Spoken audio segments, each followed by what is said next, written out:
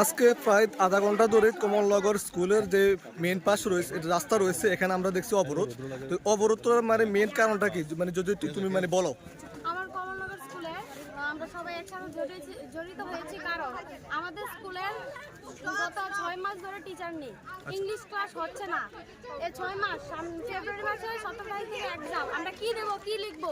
তাহলে তোমরা কি শিক্ষকের জন্য আগে কোনো তোমরা লিখিতভাবে আবেদন করছো বা? হ্যাঁ দিয়েছি, 6 মাস আগে দিয়েছি, এখন 6 মাস হয়েছে, তবু তারা কিছু বলছে না, কি বলবো? তাহলে তো তোমরা আজকে অনেকদিন মানে অপেক্ষা করার পর আজকে তোমরা মানে বাধ্য হয়ে রাস্তা অবরোধ করছো। আচ্ছা, অনেকদিন পর আমরা সবাই ভাবছি কি এক্সাম দেবো কি দেবো, কিছুই তো। এখন তোমাদের এই স্কুলের কয়জন শিক্ষক আছে বা এই স্কুলের কয়জন টোটাল ছাত্র ছাত্রী আছে এখন বর্তমানে? 36 জন আছে আমরা পুরো স্টুডেন্ট। আচ্ছা, এর মধ্যে থেকে 12 পর্যন্ত। আচ্ছা, এর মধ্যে মানে শিক্ষক আছে মানে কয়জন বর্তমানে এখন? শিক্ষক আছে, রেগুলার টিচার আছে 10 জন। আচ্ছা, আর যে কম্পিউটার আইটি এইজন মানে এই ক্লাস করায় 3 জন। আচ্ছা, এখন তোমাদের মূলত মানে দাবিটা কি? আমাদের দাবি, আমরা শিক্ষক চাই। শিক্ষক ছাড়া আমরা কিভাবে স্কুলে কিভাবে উন্নত হবে?